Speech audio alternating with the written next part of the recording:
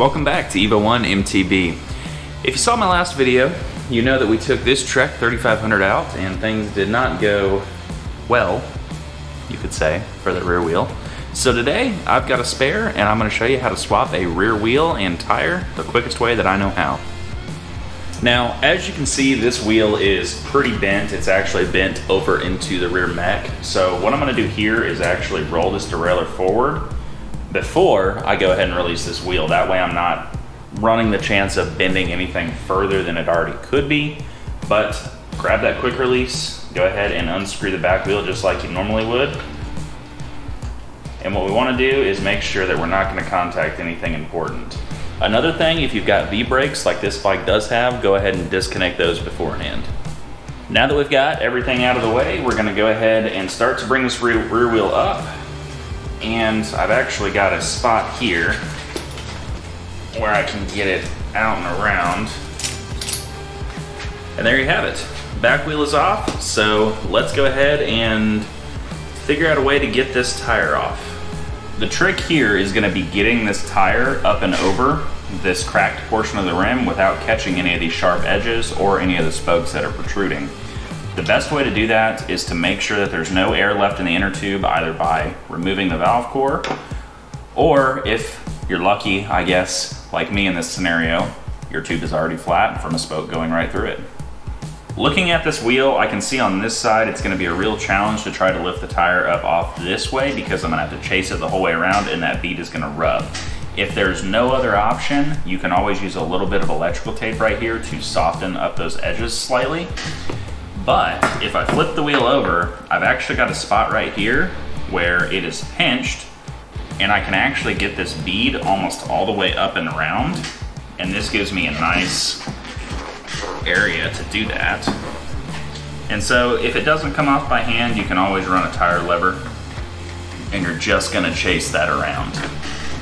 Once you've identified that next area of your wheel that's going to come up and over, you're going to lift it up and off, just like so. And that's going to pull your tire and your tube right off. And from there, we can really start to get a clearer picture on exactly what happened with this wheel here. Yeah, it's done. All right, I have my backup wheel. I did go ahead and take a different tire off of this one, but whenever I did, all of the rim tape became removed from the wheel. So my next step here is going to be taping this rim. And the only tape I have on hand is currently tubeless, and I really don't want to waste it, so I'm going to do the next best thing and use electrical tape. We're going to go ahead and stick our valve stem through our valve hole. I'm going to catch it with a valve cap, just grab a couple threads to make sure that this tube sits nice and flat. Looks good. And from there, we're going to take our tire. Let me think about how this rolls. It's going to have to go this way. The set goes on this side. This way. Yep. Perfect. Now what I'm going to do is drop it over the tire, like so, and start working that bead down. Now that I've got my bead on, I'm going to go ahead and keep working the tube into the tire, making sure it's not pinched, whole way around. Sometimes you gotta lift that bead up, sometimes they can be pretty stiff. And just tuck it up in there, make sure there's no pinch flats, make sure that tube's laying nicely, and is going to play nicely whenever we go to set the bead on this tire.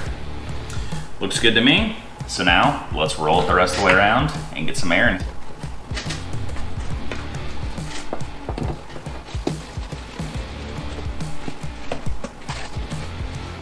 Last portion, make sure that your tube's not going to pinch, and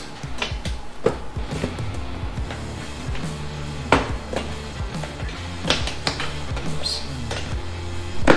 Get that tire up and over.